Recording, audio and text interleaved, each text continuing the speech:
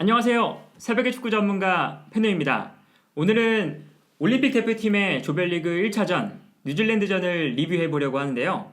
제가 보통 리뷰 영상을 만들 때 보통은 이제 그래픽 작업을 하고 또 경기 장면을 넣어서 리뷰 영상을 만들곤 하는데 이제 그러다 보니까 영상이 나오는 시간이 조금은 걸립니다. 그래서 하루나 이틀 정도 뒤에 리뷰 영상을 올릴 때가 많았는데요. 좀 리뷰 영상을 너무 늦게 본다 이런 의견들이 많아서 오늘은 제가 직접 나와서 리뷰 영상을 찍어보려고 합니다. 네, 그래서 오늘은 올림픽 대표팀의 첫 번째 경기인 뉴질랜드전을 리뷰해 보려고 합니다.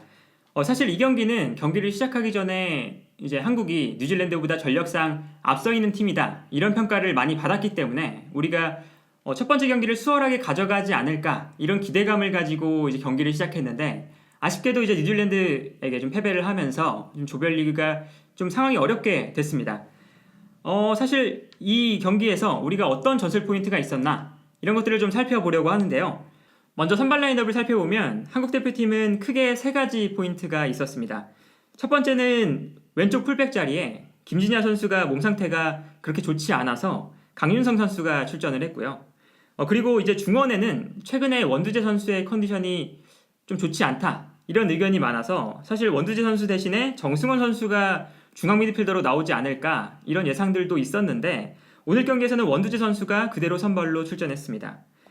그리고 이제 세 번째 관전 포인트는 이선에 우리가 좋은 선수들이 굉장히 많은 상태잖아요. 그래서 이선 조합을 어떻게 가져갈 것이냐 이게 이제 가장 큰 관심사 중 하나였습니다.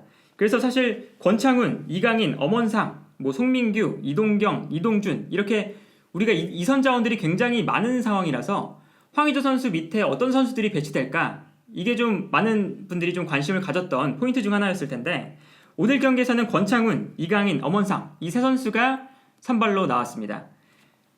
그리고 뉴질랜드 대표팀을 좀 보면 뉴질랜드 대표팀은 선발 라인업에 좀 큰 변화가 있었습니다. 전술적으로 큰 변화가 있었는데 어떤 변화냐면 이 데니에이 감독이 뉴질랜드 성인 대표팀 그리고 올림픽 대표팀을 모두 지금 이끌고 있는 감독인데 이 감독이 사실은 포백을 주로 사용을 했었거든요. 그런데 오늘 경기에서는 3백으로 나오면서 조금은 더 수비적으로 경기를 하고 이제 전력상 뉴질랜드가 한국 대표팀보다는 좀 떨어지는 팀이기 때문에 좀 더 수비적으로 나와서 좀 역습을 노리겠다 이런 좀 의도가 담긴 좀 전술 변화였고 이제 그러다 보니까 오늘 중앙 수비수로 나왔던 스테스니스 이 선수가 사실은 원래는 중앙 미드필더나 수비형 미드필더 이 두 가지 포지션을 소화하는 선수인데 오늘은 이제 오른쪽 중앙 수비수로 출전을 하면서 이제 3백을 만들었었고요.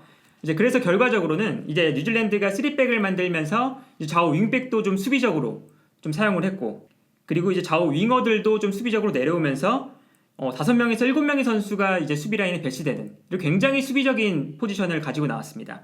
그리고 이렇게 뉴질랜드 대표팀이 수비적으로 경기를 하다 보니까 결국 이번 경기의 포인트는 뉴질랜드의 수비를 한국 대표팀이 어떻게 좀 공략할 것인가 이게 이번 경기의 가장 큰 포인트 중 하나였는데요.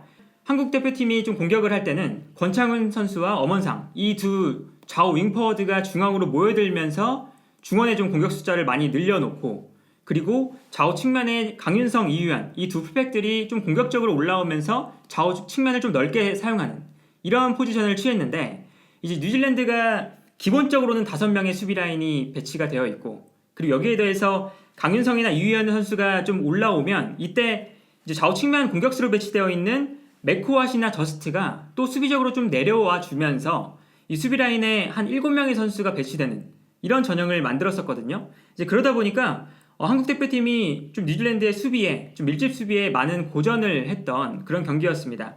한국 대표팀은 이 뉴질랜드의 밀집 수비를 어떻게 공략할 것인가 이게 또 한국 대표팀의 가장 핵심 포인트 중 하나였는데 일단 가장 큰 전술적인 포인트는 좌우 측면을 어떻게 공략하느냐 였던 것 같아요.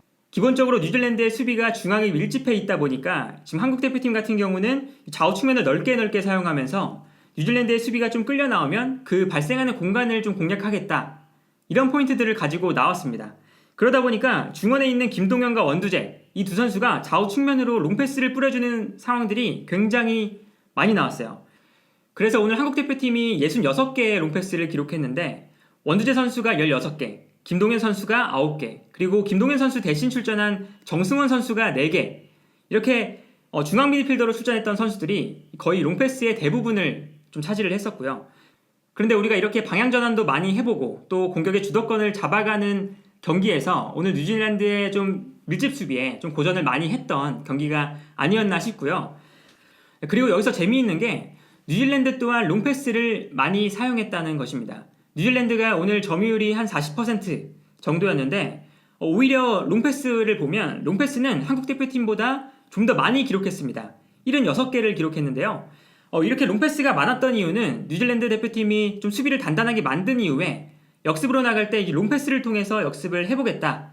이런 좀 의도가 담겨 있었던 좀 수치가 아닐까 하고, 그리고 이 롱패스의 의도를 보면 이 롱패스가 나가는 좀 방향 자체가 크게 두 가지로 나눠질 수 있었습니다. 첫 번째는 최전방 공격수인 크리스 우드를 향해서 나가는 롱패스, 그리고 두 번째는 왼쪽 윙백으로 출전하는 카카체에게 나가는 롱패스, 이렇게 크게 두 가지의 롱패스가 있었는데요. 첫 번째 크리스 우드를 향했던 롱패스를 살펴보면 일단 뉴질랜드 대표팀의 가장 위협적인 무기는 크리스 우드의 제공권 아니겠어요? 그러다 보니까 일단 수비에 성공하면 크리스 우드에게 롱패스를 보내주고 크리스 우드가 떨어뜨려주는 세컨볼을 차지하는 게 뉴질랜드의 가장 큰 역습 패턴 중 하나였는데, 사실 이 공격 작업은 우리의 전방 압박이 잘 이루어지면서 크리스 우드에게 향하는 롱패스가 제대로 전달이 되지 못했습니다. 일단 우리가 전방에서 이제 뉴질랜드의 수비를 강하게 압박을 해줬기 때문에 뉴질랜드가 후방에서 나가는 롱패스의 좀 정확도가 굉장히 부정확했고 크리스 우드가 제공권을 좀 발휘할 수 있는 기회 자체가 많지 않았습니다. 네, 그래서 우리가 이렇게 크리스 우드에게 향하는 롱패스는 비교적 잘 막아냈는데 뉴질랜드 대표팀이 크리스 우드뿐만 아니라 카카체에게도 롱패스를 많이 보내줬거든요. 그런데 카카체에게 보내주는 롱패스에는 조금 대비가 안 되어 있는 모습들을 보여줬습니다. 뉴질랜드 대표팀은 기본적으로 카카체를 향한 롱패스를 많이 시도를 했었는데 어떻게 카카체에게 롱패스를 전달해줬냐면 기본적으로 오른쪽에서 공격을 시작할 때가 많았습니다. 그래서 오른쪽에서 볼을 잡고 있을 때 한국 대표팀이 뉴질랜드의 좀 수비수들을 좀 전방에서 강하게 압박하기 위해서 뉴질랜드의 오른쪽 측면으로 쏠리게 되면 이때 카카체가 좀 전방으로 빠르게 뛰어나가고 그리고 카카체에게 향하는 롱패스 방향을 전환해주면서 한국의 오른쪽 측면을 공략할 때가 많았습니다. 그래서 이 롱패스 기록을 보면 재미있는 게 오른쪽 중앙 수비수로 출전했던 스탠 스미스, 그리고 전반전에는 왼쪽 중앙 미드필더로 출전했지만 후반전에는 오른쪽 중앙 미드필더로 자리를 옮겨서 플레이했던 클레이턴 루이스, 이 두 선수가 뉴질랜드에서 가장 많은 롱패스를 기록했던 선수들이었어요.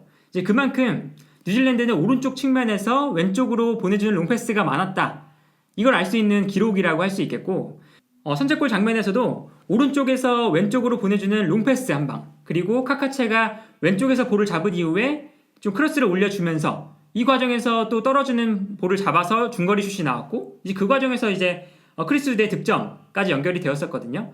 이제 그만큼 뉴질랜드는 카카체를 활용한 롱패스, 이 패턴을 좀 많이 연습해왔다고 할 수 있겠고, 준비해왔던 공격 패턴이 잘 이루어지면서 선제골을 넣었다, 이렇게 좀 평가를 할 수 있겠습니다. 그리고 한국 대표팀이 좀 선제골을 실점하면서 좀 아쉬웠던 점은 공격적으로 스타일의 변화를 줄 수 있는 카드가 좀 부족한 것이 아니냐, 이런 좀 의견들이 나올 수 있는 경기가 좀 아니었나 싶습니다. 그리고 한국은 선제골을 실점한 이후에 이선 자원들을 모두 교체하는 모습을 보여줬습니다. 권창훈, 이강인, 엄원상 이 세 선수를 대신해서 송민규, 이동경, 이동준 이 세 명의 선수가 들어왔는데요.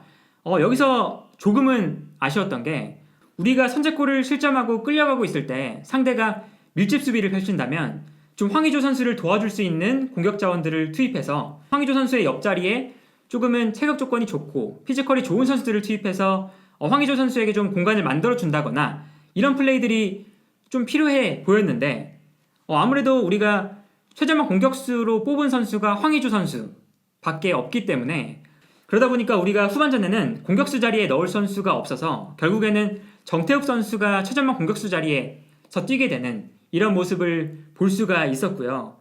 그래서 우리가 올림픽 대표팀 명단이 확정될 때도 이선 자원에는 굉장히 공격적인 재능이 뛰어난 선수들이 많은데 최전방 공격수 자리에는 황의조 선수를 빼면 뛸 수 있는 선수가 없지 않느냐, 이런 이야기들이 많았었고, 그래서 조규성 선수나 오세훈 선수를 좀 데려가서 우리가 좀 선제골을 실점하고 좀 위기 상황이 왔을 때 공격 숫자를 늘리는 이런 전략을 좀 사용하기 위해서 조규성이나 오세훈 같은 선수들을 좀 데려가야 되지 않느냐, 이런 이야기들이 많이 실제로도 나왔었거든요. 그런데 결국에는 우리가 오늘 경기처럼 좀 끌려가는 상황에서 공격적으로 변화를 줄 수 있는 카드가 좀 부족해 보였고, 끌려가는 상황에서 2선 자원들을 모두 교체하는 좀 큰 변화를 가져갔음에도 불구하고 경기 흐름을 되찾아오거나 경기에 좀 반전을 줄 수 있는 그런 포인트들을 좀 가져오는 그런 플레이들이 조금은 부족하지 않았나 이런 생각이 좀 들었던 오늘 뉴질랜드 전이었고요. 패배를 기록하면서 아쉬운 경기를 펼쳤지만 그래도 남은 경기가 2경기가 있으니까 이 2경기를 우리가 잘 치러서 8강전에도 좀 진출을 할 수 있는 기회를 좀 얻어야 되지 않겠나, 이런 생각을 해봅니다. 네, 오늘 영상은 여기까지고요. 제가 직접 나와서 좀 이야기하는 컨텐츠들이 조금 많이 없다 보니까 좀 보시는 분들이 어색해 하실 수도 있는데, 네, 아무튼 좀 재미있게 봐주셨으면 좋겠습니다. 감사합니다.